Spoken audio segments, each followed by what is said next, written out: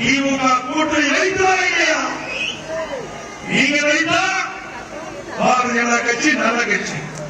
நாங்க அண்ணா திமுக பாரதிய ஜனதா கூட்டணி மதவாத கட்சி. இதை தவிர வெளியிலே சொல்ல முடியாது.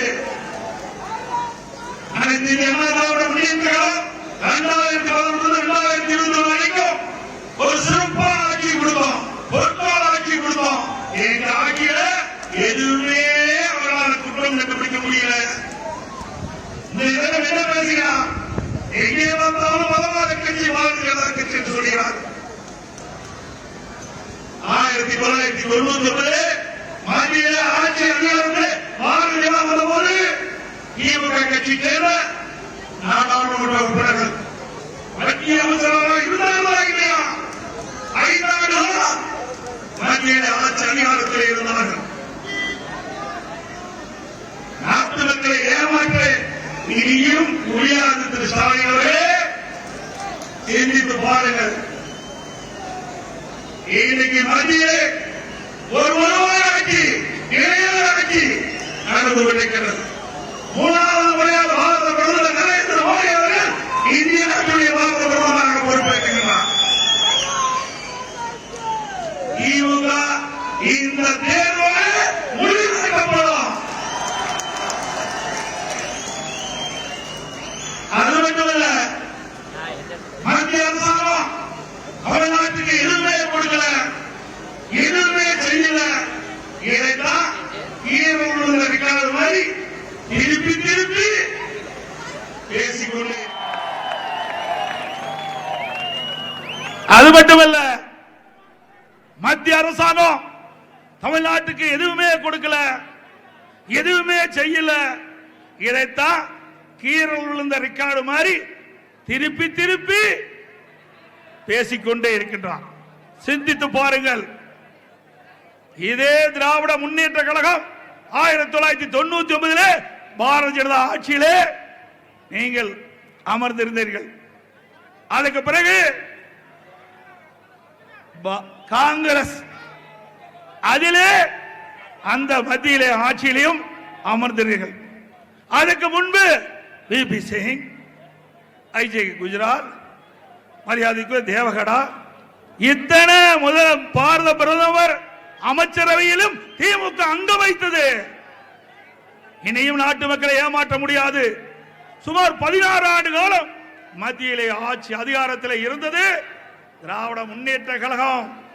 16 ஆண்டு காலத்தில் மத்தியில ஆட்சி அதிகாரத்தில் இருந்தீங்கள, தமிழகத்திற்கு என்ன செஞ்சீங்க? என்ன ஒரு பெரிய திட்டத்தை கொண்டாந்தீங்க? எந்த நிதியை கொண்டாந்தீங்க? ஒண்ணுமே இல்ல.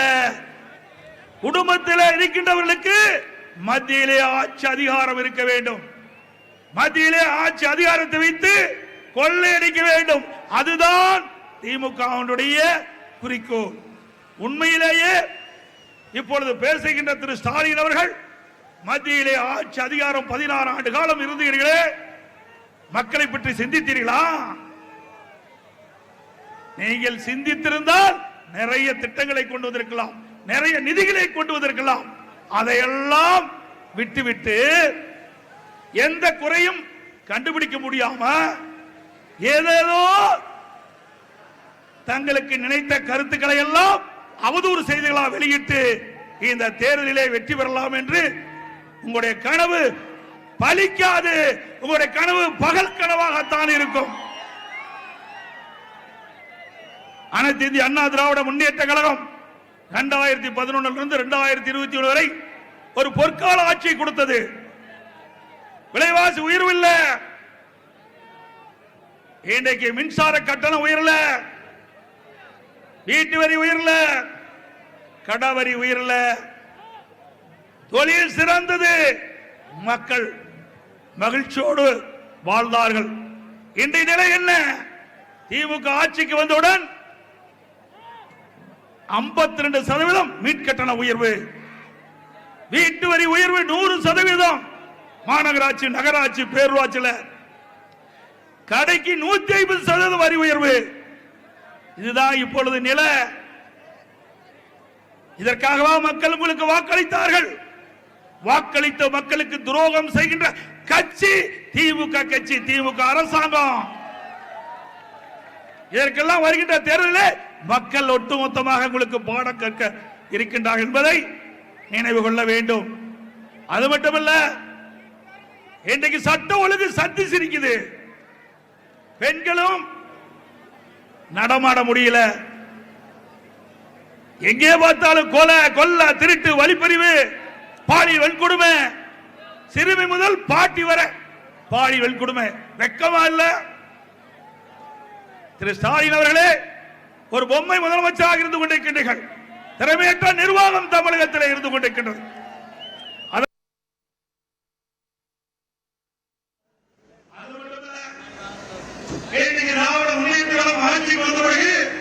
ஈரோடு மாவட்டம், திருப்பூர் மாவட்டம், கோவை மாவட்டம், இந்த மாவட்ட பகுதியில் முதியோர் வசிக்கின்ற பகுதியை தேர்ந்தெடுத்து அந்த வீட்டை நுழைந்து அவர்களை தாக்கி கொலை செய்து அவருடைய பொருளை அபகரிக்கின்ற காட்சி இந்த ஆட்சியிடம் சிந்தித்து பாருங்க.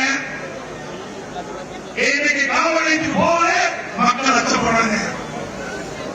இன்னைக்கு சட்டவாடு அடியோடு சீரழிந்து விட்டது. அன்றையே கோவில் காவலாளி சிவகங்கை மாவட்டம் அஜித் குமார் அவர்கள் அவரை வழக்கு விசாரணைக்க வேண்டும் என்று காவல்துறைக்கு அழைத்து செல்கிறார் என்று சொல்லி எங்கேயோ அழைத்து சென்று அவரை கடுமையாக தாக்கி ஆனால் அவர் உயிரிழந்திருக்கிறார். அவருடைய மருத்துவ சான்றிதழ் பத்திரிகை வாயிலாக பார்க்கிற பொழுது 50 இடங்களிலே காயம் ஏற்படுகிறது. அந்த காயம் அடிப்பட்ட காரணத்தினாலே அவர் மரணம் அடைந்திருக்கிறார் என்று மருத்துவ அறிக்கை குறிப்பிடுகிறது. அப்படி மக்களுக்கு பாதுகாப்பு இல்லாத சூழ்நிலை, சாதாரண மக்களுக்கு பாதுகாப்பு இல்லை. இப்படிப்பட்ட நிலைமைதான் தமிழகத்திலே தொடர்கிறது. திராவிட முன்னேற்ற கழகம் 2021 சட்டமன்ற பொதுத் தேர்தலில் நிறைவேற்ற முடியாத 525 அறிவிப்புகளை வெளியிட்டீங்க. இதுவரை எத்தனை அறிவிப்புகளை நீங்கள் நடைமுறைப்படுத்திருக்கிறீர்கள்? சுமார் 15% அறிவிப்புகள் தான் நிறைவேற்றிருக்கிறீங்க. எஞ்சிய அறிவிப்புகள் அத்தனையும் பொய் அறிவிப்புகள். குறிப்பாக சொல்ல வேண்டும் என்றால் 100 நாள் வேலை திட்டம், கிராமத்தில் இருக்கின்ற ஏழை எளிய நம்முடைய பெண்களுக்கு 100 நாள் வேலை திட்டத்தை 120 நாளாக உயர்த்துவோம் என்று திமுக தேர்தல் அறிக்கையை குறிப்பிட்டீர்கள். 100 நாள் வேலை திட்டத்தை முடிவுறுகிற பெண் ஊழியர்களுக்கு சம்பளம் உயர்த்தப்படும் என்று சொன்னீர்கள். எதுவுமே நடக்கல. 100 நாளுக்கு மேல இப்ப 50 நாள் தான் இந்த 100 நாள் வேலை திட்டம் போய் 50 நாள் வேலை திட்டம் மாறி போச்சு. ஓட்டுப்பட்ட மக்களுக்கு நாம சாதித்தார் சாரி சிந்திச்சு பாருங்க. ஆட்சிக்கு வந்து 1 கிலோ சர்க்கரை போல 2 கிலோ சர்க்கரை கொடுப்பாங்க சொன்னார்கள். அதுவும் நடக்கவில்லை. இன்றைக்கு நம்முடைய இளைஞர்கள் இன்றைக்கு உயர்கல்வி பிடிப்பதற்கு தேசிய வங்கிகள் கூட்டு வங்கியிலே கடன் பெற்றிருந்தார்கள். திமுக ஆட்சிக்கு வந்தவுடனே அதை ரத்து செய்வோம் என்று சொன்னார்கள். ரத்து செய்யலாம், ரத்து செய்யலாம்.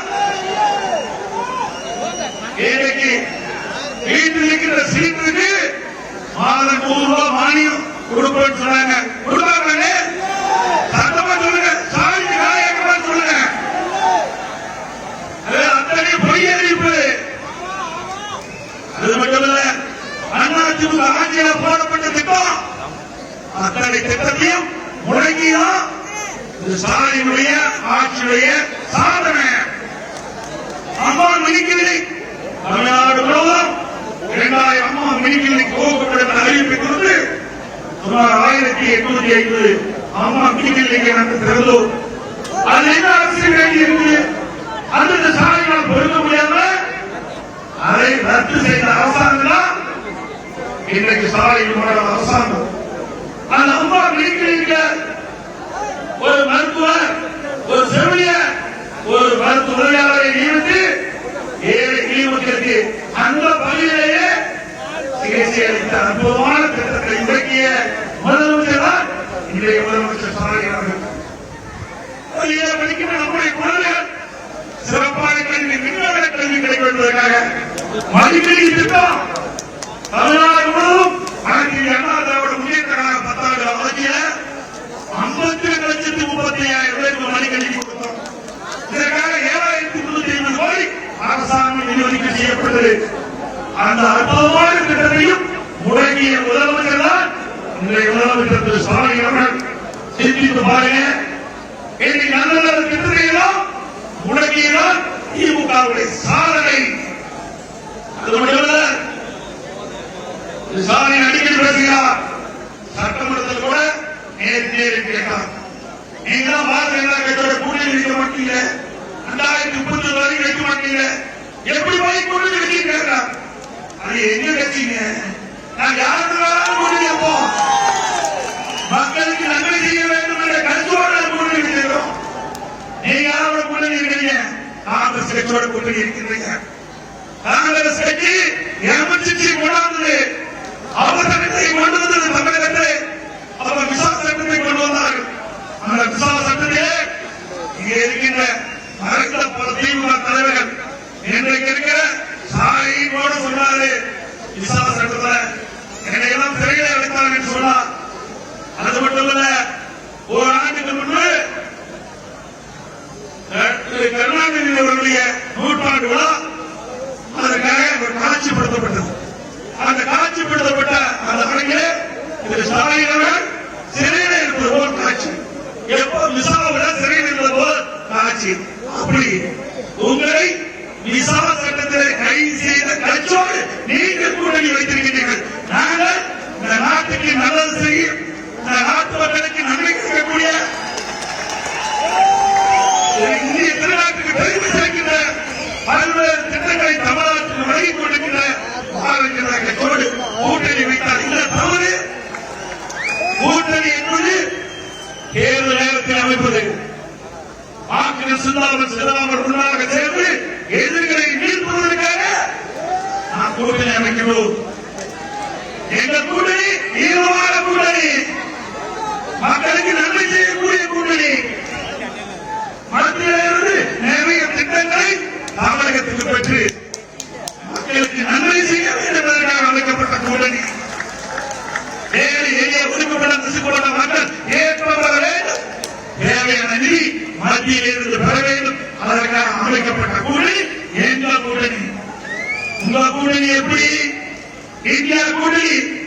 இப்போ காலுக்கு 4 சக்கரம்னா ஒரு சக்கரம் பிடிக்கி போயிடுது, இருக்கிற நிதிவா இந்த சக்கரம் நடந்துட்டு போயிடுது. இன்னைக்கு ஒவ்வொரு சக்கரமா நடந்துட்டு போற இந்தியா கூட்டணி நீங்க அமைச்சிருக்கிறீங்க. ஸ்டாலின் அவர்களே, உங்களுடைய இந்தியா கூட்டணி நீங்க தான் பேசிட்டு இருக்கிறீங்க. இந்தியா கூட்டணி அங்க வைக்கிற கட்சிகளெல்லாம் ஒவ்வொன்றா இந்தியா கூட்டணி விலகி கொண்டிருக்கிறதை நீங்கள் எண்ணி பார்க்க வேண்டும். ஆனால் எங்கள் கூட்டணி வலிமையான கூட்டணி, இன்னும் பல கட்சிகள் எங்கள் கூட்டணியிலே சேர இருக்கிறதை நினைவு கொள்ளுங்கள்.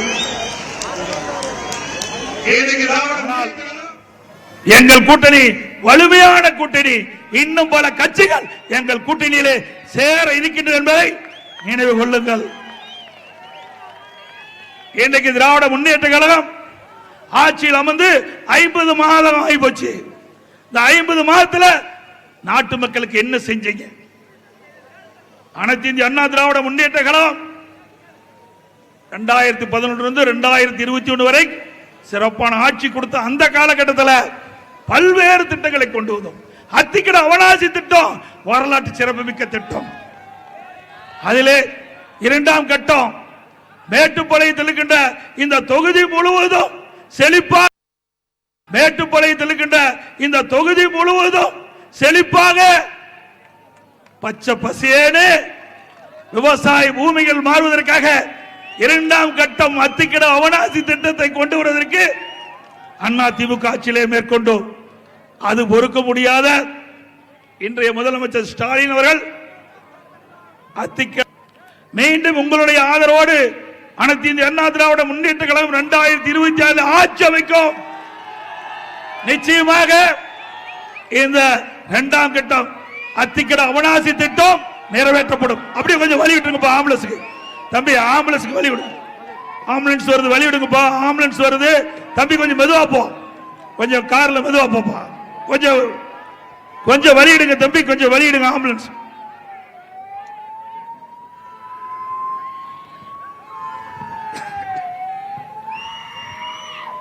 இன்றைக்கு அனைத்து இந்திய அண்ணா திராவிட முன்னேற்ற கழகம் 10 ஆண்டு சிறப்பான ஆட்சியிலே இன்றைக்கு இந்தியாவிலேயே தமிழகம் தான் உயர்கல்வியிலே முன்னிலை மாநிலமாக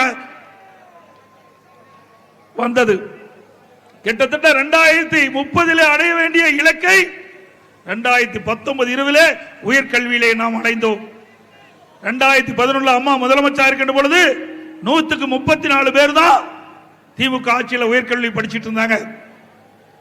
அம்மாவுடைய ஆட்சியிலே கல்வியிலே புரட்சி, மறுமலர்ச்சி, அதிகமான நிதி ஒதுக்கீடு கல்விக்கு கொடுத்ததின் விளைவு, எண்ணற்ற கல்லூரியை திறந்ததின் விளைவு கிட்டத்தட்ட 154 பேர் உயர்கல்வி படித்து இந்தியாவிலேயே முதல் மாநிலம் தமிழ்நாடு. திரு ஸ்டாலின் அவர்களே, ஒரே ஆண்டில் 11 அரசு மருத்துவக் கல்லூரி மருத்துவமனை கொண்டாந்தோம். நான் முதலமைச்சர் இருந்த பொழுது பாரத பிரதமர் அவரை நேரிலே சந்தித்து தமிழ்நாடு மக்களுக்கு தேவையான மருத்துவ சிகிச்சை கொடுக்க வேண்டும், அதிக மாணவர்கள் மருத்துவராக வேண்டும், அரசு சட்டக்கல்லூரியை கொண்டு வந்தோம். 40க்கும் மேற்பட்ட கலை மற்றும் அறிவியல் கல்லூரி கொண்டு வந்தோம். பாலிடெக்னிக் கல்லூரி, பொறியியல் கல்லூரி, கால்நடை மருத்துவக் கல்லூரி, ஆராய்ச்சி 3, காலை பூங்கா, பிரம்மாண்ட இப்படி பல கல்லூரி திறந்ததின் விளைவு ஏழை எளிய ஒடுக்கப்பட்ட தாழ்த்தப்பட்ட நம்முடைய மாணவ செல்வங்கள் குறைந்த கட்டணத்தில் உயர்கல்வி படிக்கிற சூழ்நிலையை நாங்கள் உருவாக்கி தந்தோம். இப்படி ஒரு திட்டமாவது ஆட்சியை நிறைவேற்ற முடியாது. அது மட்டுமல்ல, மாவட்ட நிர்வாகம் சிறப்பாக இருக்க வேண்டும். 6 மாவட்டத்தை புதிதாக உருவாக்கி கொடுத்தோம். ஆரம்ப சுகாதார மையம் சுமார் 224 ஆரம்ப சுகாதாரத்தை புதிதாக ஏழை எளிய மக்கள் தங்குதலையான சிகிச்சை பெறுவதற்காக கொடுத்த அரசாங்கம் அதிமுக அரசாங்கம். இப்படி பல்வேறு சாதனைகளை படித்த அரசாங்கம் தான் அதிமுக அரசாங்கம். பிளே ஸ்டோர் மற்றும் ஆப் ஸ்டோரில் இருந்து பாலிமர் செயலியை QR கோடு மூலம் பதிவிறக்கம் செய்யுங்கள். செய்திகளை உடனுக்குடன் பெறுங்கள்.